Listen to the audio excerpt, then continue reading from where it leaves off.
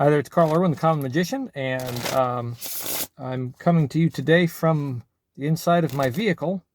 I'm in the parking lot at Cannon Mountain, Franconia Notch, New Hampshire, in the White Mountains, and the family is up on the aerial tramway that goes to the top of Cannon Mountain, and I am not, because Carl don't like heights.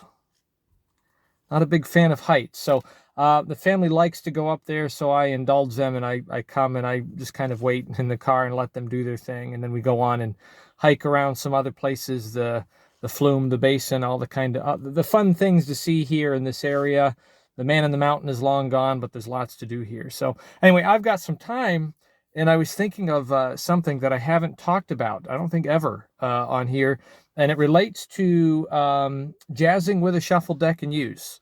It's a technique that allows you to do a divination of a thought of card by allowing the spectator to cue you unknowingly as to its value and potentially its suit. But before I get into that, I want to talk about a couple of phrases that are really, really helpful. One of them is for the first time, right? For the first time. Using that term for the first time can be very useful. I'll get to that in a second. And then the other term, the other phrase is, and the thing you're thinking of, or the card you're thinking of, whatever. Okay, so these two phrases, the thing you're thinking of, the card you're thinking of, for the first time. And if you put these together, you get, for the first time, the card you're thinking of is, and then they can respond, or you can show what it is.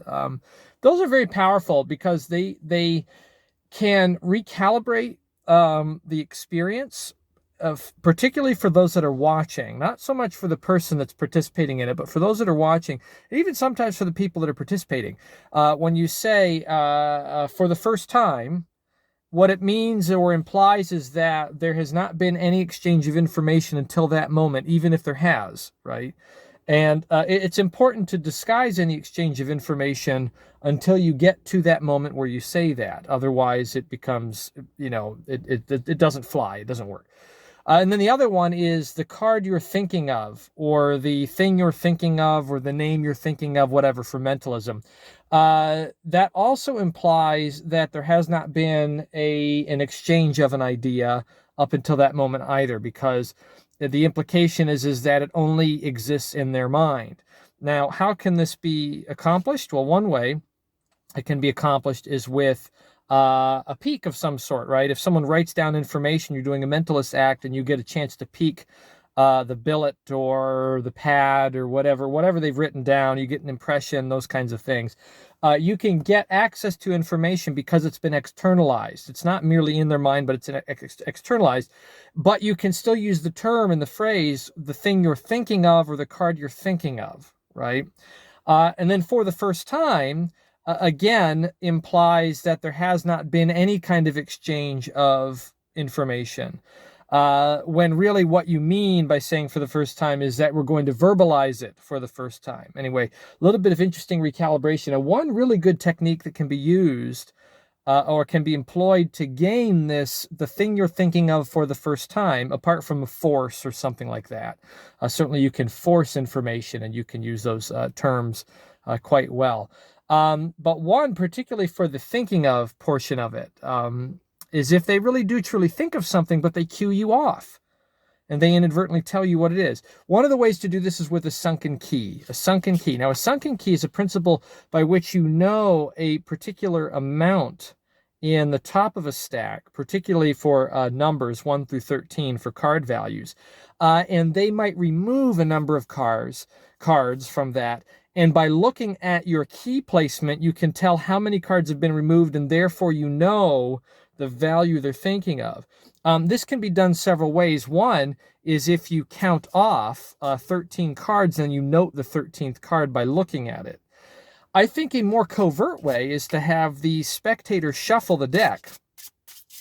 And as you take it back, you employ some kind of a top card peak, right? You employ a bubble peak or something like that. So I know now that the top card is the 3 of hearts. I don't have to lift anything. I don't have to count through and lift and look and get a peak. I can actually just deal in reverse count while I'm explaining what they need to do. I could say, so if you're thinking of 5, you would remove 5 cards. 1, 2, 3, 4, 5. If you're thinking of king, that would be the 13th card. So, you'd continue on. 6, 7, 8, 9, 10, jack, queen, king, right? You would take off that number of cards. And the reason why I need you to do this is because I want to verify that you did not change your mind. Okay, this is only in your mind, and I need to keep you honest because a lot of people like to mess around with magicians. I need you to commit, and I want you to demonstrate your commitment by removing. Put those away, put them in your pocket, so that way we can keep you honest later. So that is one way to do the sunken key kind of situation. Now, you can one-up this, right? Because you could do this multiple times. You could do this for the value, and you could do it for the suit. So by doing this, I could say, fine, I turn my back. Now think about this for a moment. The deck has been shuffled, and I haven't looked at it at all. I haven't looked at it at all. I've gained an invisible peak of the top card, and I've now placed it at the 13th position. So if I turn my back, and let's say they're thinking of 7, and they take off 7 cards, 1, 2, 3, 4, 5, 6, 7, and they put those in their pocket or underneath a napkin on a table or a plate or something like that. I say, great. Now what I'm going to do is I'm going to try to make a prediction of your value, right? What you're thinking of. And I could just go through and look at the top key, right? I can look at the top key, find my key, and just count in reverse. I count from there, 1, 2, 3, 4, 5, 6, which means that they had to have taken 7 cards, right? So that's good for value. And again, you could do the same thing for suit, because what I could note is at the top is the top 4, the 4th position, as I've looked in there. In this case would be the 3 of clubs. 3 of clubs. So now I can explain that I want you to think about the suits in suit order: spades, hearts, clubs, and diamonds. Spades, hearts, clubs, and diamonds. That's the hierarchy. So if you're thinking of a spade, just take 1 card, put it in your other pocket. If you're thinking of hearts, take 2 cards, put it in your pocket, and so on. They take those. Now, one way I can get access to that quickly is if I do a shuffle and I thumb off at least the top 3 cards, because I know they have to take at least 1. So I thumb off 1, 2, 3, and what I'm doing is I'm reversing that order to the bottom. So now when I spread quickly at the bottom, I can get my glimpse and I can see that there's 2 missing, meaning hearts, right? 1, 2, and then there's 2 that are missing below that. So I know that it's hearts, and I can just take the first heart that I see, which makes this a little bit less suspicious. Now, how could you do this all together in one? One possibility is to do a reverse shuffle, right, immediately after you take 1, and that's where you get your glimpse. Or you could have them take a number from the top and a number from the bottom, right? So I would need to get a glimpse of the bottom as I take it back, and I get my first card, and I can shuffle that in, thumb it into 4, right, and then put it on the bottom again, and then I can explain the top. I could say, take, a number from the top or a number from the bottom, and then what I'm going to do is I'm going to make a prediction, and I look through and I can use both keys from either side from a deck that I have not looked at, that they have shuffled. So you can play around with this idea of using keys either for one part of the information or for both parts, and try to do it in a way that has as little process as possible. Shuffled deck, couple of peaks, simple explanation without doing a lot of process and procedure, and then you can gain the information from there.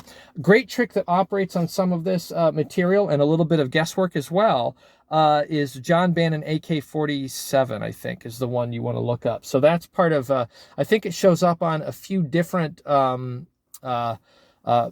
products that he's put out, some of his self-working kinds of card tricks. It's not really a self-working card trick, but it has some open controls, similar to what we're talking about here. What I'm talking about is trying to make things a little bit more covert by getting that invisible peak and then doing very fair explanations.